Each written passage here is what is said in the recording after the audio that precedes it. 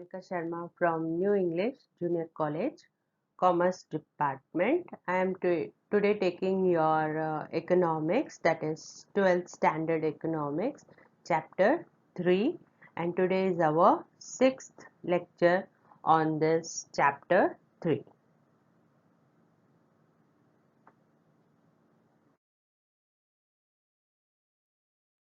See students, previous lectures we have all covered meaning, concept, types, determinants, law of demand, exception of demand. I hope you remember. Now today we will cover the variation in demand and change in demand. Both are related. And this is our last topic on this chapter. So the topic is variation in demand. When the demand for a commodity fall, जब demand fall होता है commodity का, this is the rule, law of demand. I hope आपको याद रहेगा कि law of demand जो है वो रिलेटेड रहता है दो ही चीज़ों से, प्राइस एंड क्वांटिटी डिमांडेड. तो इसमें भी वही है कि प्राइस की वजह से डिमांड में कैसे कम और ज़्यादा हो रहा है, बस वही हमको इस वेरिएशन ऑफ डिमांड में दिखाना है. Variation of demand two types होते हैं. एक एक्सपांशन होता है, एक्सपांशन ऑफ डिमांड, और दूसरा होता है कॉन्ट्रैक्शन ऑफ डिमांड. ये ग्राफ भी आपको देखना है, समझना है, और फिर इस छोटा सा टेस्ट लूंगी मैं एंड में लेक्चर के. So when the demand for a commodity fall, demand fall होगा या रेज होगा या राइज होगा या कम होगा due to the change in price alone. सिर्फ प्राइस की वजह से चेंजेस हो रहे हैं और अदर फैक्टर्स रिमेन कांस्टेंट. आपको डिटर्मिनेंट्स, अजम्पशंस ये सब याद होंगे ना. तो वो जो कांस्टेंट था, अदर थिंग्स बीइंग कांस्टेंट, जो इनकम, टेस्ट, पॉपुलेशन, टैक्सेशन, ये सब कांस्टेंट होगा, बट प्राइस की वजह से डिमांड पे कम या ज़्यादा हो रहा है. The first is expansion of demand. Expansion of demand refer to rise in quantity demanded due to the fall in price alone. सिर्फ एक ही फैक्टर रिस्पॉन्सिबल होगा डिमांड को कम या ज़्यादा करने के लिए, वो होगा सिर्फ price. Other factors like taste, income of consumer, population, all these remains unchanged. Demand moves in downward direction as our law of demand भी क्या बोलता है कि जो डिमांड है वो लेफ्ट टू राइट फॉल होता है. तो यहाँ पे देखो आपको ग्राफ भी दिया हुआ है. ये देखो P से P1 हो रहा है, प्राइस फॉल हो रहा है, तो डिमांड हमारा बढ़ रहा है. This is totally law of demand के एज द प्राइस फॉल हुआ, डिमांड बढ़ेगा. तो यहाँ पे डियर स्टूडेंट्स देखिए डिमांड बढ़ रहा है. बाकी आपको एक्स एक्सिस और वाई एक्सिस आपको पता है. एक्स एक्सिस पे क्या दिखाना है, quantity demanded in KG, and Y axis पे आपको दिखाना है प्राइस इन रुपीस. भले ही ये छोटा सा है बट आपको ये सब लिखना है ग्राफ में.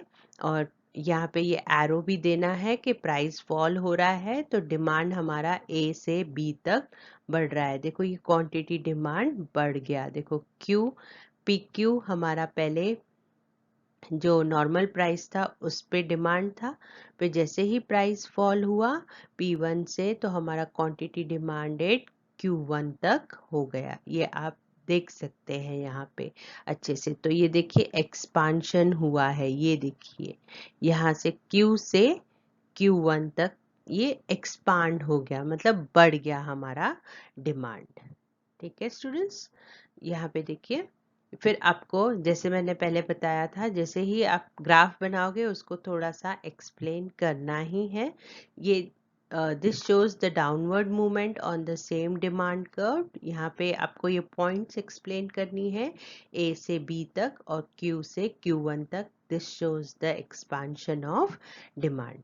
तो ये फर्स्ट वेरिएशन ऑफ डिमांड हमारा कंप्लीट हुआ. The first is expansion of demand. Now we will move to the second So second point is contraction of demand. Contraction of demand refers to the fall in demand due to the rise in price.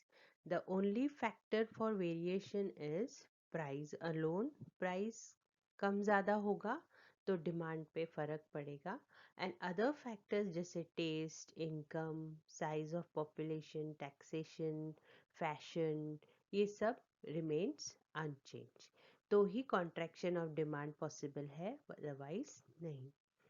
Demand curve moves in upward direction. जो demand curve हमें contraction से मिलेगी वो जो होगी वो upward movement होगा उसका. यहाँ पे ग्राफ में आप देख सकते हो एक्सपांशन का डाउनवर्ड था और कॉन्ट्रैक्शन का अपवर्ड. अब हम लोग ये ग्राफ एक्सप्लेन मैं आपको ये ग्राफ एक्सप्लेन करूँगी. सो graph is very important for this point, contraction of demand. X axis and Y axis. X axis पे आपको quantity demand in kg and Y axis पे आपको price लिखना है. और डियर स्टूडेंट्स पहले ओरिजिनल प्राइस है हमारा OP, तो OQ is our demand. So suddenly price due to some factors price बढ़ रहा है P से P2 तक, तो तब हमारा जो डिमांड है Q से Q2 तक शिफ्ट हो जाएगा, मतलब कॉन्ट्रैक्ट हो जाएगा. और हमको ये A और B पॉइंट हमको रिप्रेजेंट करना है और यहाँ पे आपको डिमांड कर्व दिखाना है मूव्स अपवर्ड. ये अपवर्ड डाउनवर्ड ये सब पॉइंट्स आपको याद रखनी है. फिर लास्ट में छोटा सा टेस्ट होगा so you can remember everything. और यहाँ पे आपको ग्राफ का एक्सप्लेनेशन है. D D is the demand curve. जो मूवमेंट हो रहा है वो अपवर्ड मूवमेंट है ऑन द सेम. ठीक है. The demand curve from point B to point A shows a contraction of demand. Clear, students? Now we will move to the next slide, that is changes in demand. जो हमारा last topic है इस chapter का demand analysis का. यहाँ पे change in demand दो types of changes हैं. एक increase in demand or second decrease in demand. Okay, so when the demand for a commodity increase or decrease due to the change in other factor and the price remain constant. यहाँ पे totally opposite variation का. Variation में क्या था, price की वजह से changes हो रहा था डिमांड में और यहाँ पे प्राइस ही कांस्टेंट है.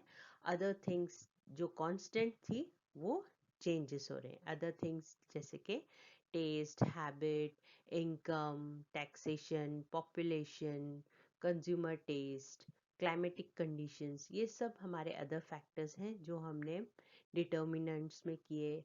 अजम्पशन में उसको हमने कांस्टेंट रखा था. डू यू रिमेम्बर ना स्टूडेंट्स? तो वही हमारे फैक्टर्स यहाँ पे चेंज हो रहे हैं जिसकी वजह से हमारी डिमांड बढ़ रही है. So increase in demand, it refers to the increase in quantity demanded due to the favorable change in other factors like as I early told you, जैसे पहले कहा था taste, income and climatic condition. तो हमारा demand curve जो है वो right and left move होगा. अगर इंक्रीज है तो राइट साइड मूव होगा, अगर डिक्रीज होगा तो लेफ्ट साइड मूव होगा. ठीक है. यहाँ पे आपको graph again 2 dimension X axis and Y axis.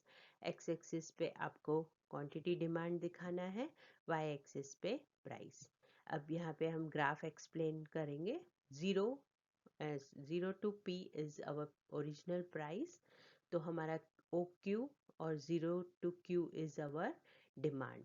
और सडनली प्राइस सेम है, प्राइस कांस्टेंट है. देखो डियर स्टूडेंट, प्राइस में कुछ कम ज़्यादा नहीं हो रहा है, बट सडनली समझो इनकम बढ़ गया या पॉपुलेशन बढ़ गई, कुछ ऐसे रीजंस हैं जिसकी वजह से हमारी क्वांटिटी डिमांड बढ़ गई है. तो हम लोग ज़ीरो से Q1 तक मूव हो रहे हैं. मतलब हम लोग ये जो हमारा ओरिजिनल डिमांड कर्व है उससे हमारा न्यू डिमांड कर्व इंक्रीज हो रहा है. ठीक है. ये एरो दिखाना बहुत ज़रूरी है. इसमें पहले वाले में भी था वेरिएशन इन डिमांड और इसमें भी ये एरोस वेरी इंपॉर्टेंट। एरोज कहाँ मूव हो रहा है हमारा? राइट साइड शिफ्ट हो रहा है। फिर आपको इस ग्राफ को छोटा सा एक्सप्लेन करना है कि डी हमारा ओरिजिनल डिमांड कर्व है जो हमारा शिफ्ट हो रहा है आउटवर्ड। राइट साइड में हमको न्यू डिमांड कर्व मिला D1 and D1, that is moving towards right side. That this shows increase in demand due to other factors, maybe income or population. The last point of your change in demand is decrease in demand. It refers to decrease in quantity demand due to the unfavourable change in other factors. दूसरे factors की वजह से हमारा demand कम हो रहा है। May B fashion change हुआ, मे बी टेस्ट चेंज हुई, मे बी इनकम कम हुआ। अभी मैं आजकल के सिनेरियो का भी एग्जांपल दे सकती हूँ। जैसे कोरोना वायरस की वजह से लॉकडाउन हो रहा है, तो एसेंशियल थिंग्स के अलावा जो दूसरी चीज़ें हैं उनका जो डिमांड है मार्केट में कम हो रहा है। May be other reason, price नहीं बढ़ रहा है, उनका प्राइस उतना ही कांस्टेंट है, बट उनका डिमांड कम हो गया है नॉन एसेंशियल थिंग्स का। तो ये भी एक रीजन है डिमांड का डिक्रीज होना। प्राइस नहीं बढ़ा है, प्राइस कांस्टेंट ही है। तो यहाँ पे हमारा जो डिमांड कर्व होगा वो शिफ्ट हो जाएगा towards the left hand side to the original demand curve. यहाँ पे आपको अगेन ग्राफ एक्सप्लेनेशन देनी है। X axis and Y axis. X पे आपको क्वांटिटी डिमांड दिखाना है, वाई पे price. OP is your original price which is constant, वो कांस्टेंट है।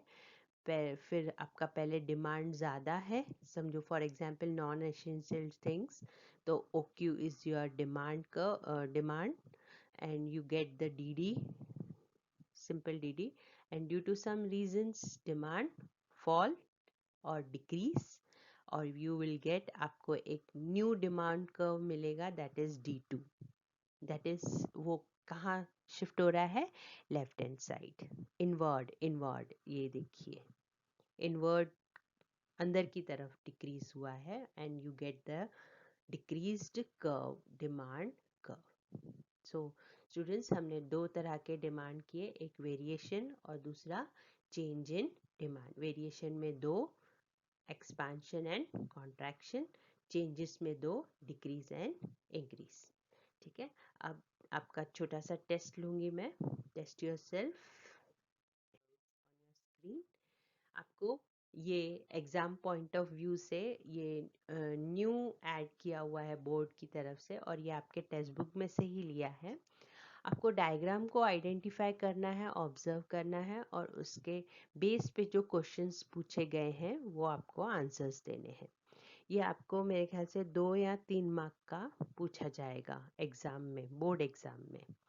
सो ये आपके टेक्स्ट बुक में से ही लिया हुआ है। I am reading for you. आपको 5-10 सेकेंड्स दूंगी, आप सोचिए। अभी ही आपने वो डायग्राम्स किए हैं, उसके बेस पे ही ये क्वेश्चंस हैं। Observe this given diagram. Quantity demanded is in KGs, वो हम कहाँ दिखाते हैं? एक्स एक्सिस पे। ये देखिए, आपको प्राइस आपका देखिए क्या है वो आपको बताना है यहाँ पे। और यहाँ पे डिमांड, एक ओरिजिनल डिमांड कर्व है, और एक D1 है और एक D2 है। एक बाहर की तरफ जा रही है, एक अंदर की तरफ आ रही है डिमांड कर्व। तो आई गेव यू हिंट, आपको हिंट मिल गया। अब यहाँ पे क्वेश्चंस देखो। Right word demand shift in demand curve क्या होता है? Left word shift in demand curve क्या होता है? प्राइस रिमेन्स कैसा है? इंक्रीज एंड डिक्रीज कैसा है? Okay, so I hope you can understand. ये रहे स्क्रीन पे आंसर्स। राइट शिफ्ट आपका मतलब क्या हो रहा है? Increase in demand. Left shift क्या हो रहा है? Decrease in demand. प्राइस कैसा है? कांस्टेंट है। और increase and decrease in demand comes under the changes in demand. Okay dear students, अब ये रहा आपका second test yourself. A and B diagram है, उसमें ए डायग्राम में आपको दिख रहा है कि जो डिमांड कर्व है वो प्राइस की वजह से बढ़ रहा है, और यहाँ पे आप देख रहे हो कम हो रहा है, प्राइस बढ़ रहा है तो डिमांड कम हो रहा है। आपको बताना है ए डायग्राम में क्या रिप्रेजेंट कर रहा है और उसकी मूवमेंट कैसी है कर्व की, और बी में भी आपको वही बताना है कि डिमांड बी डिमांड में क्या है, बी डायग्राम में क्या डिमांड रिप्रेजेंट कर रहा है और उसका मूवमेंट कैसा है। I am giving you 5-10 seconds, आप सोचिए। अभी हमने किया, I can give you hint, variation in demand किया था ना, उसका ही है ये। So here comes your answers. देखिए, ये जो है फर्स्ट ए डायग्राम, ये रिप्रेजेंट कर रहा है एक्सपांशन, और इसकी जो डिमांड कर्व डायरेक्शन है वो डाउनवर्ड है, और इसका मूवमेंट अपवर्ड है। तो ये क्या दिखा रहा है, कॉन्ट्रैक्शन। प्राइस यहाँ पे बढ़ रहा है, यहाँ पे प्राइस कम हो रहा है। और आपकी बी डायग्राम में डिमांड कर्व क्या हो रही है, moves upward. Okay, hope you understood. So thank you students, ये आपका third chapter demand analyse complete हुआ। Thanks for watching.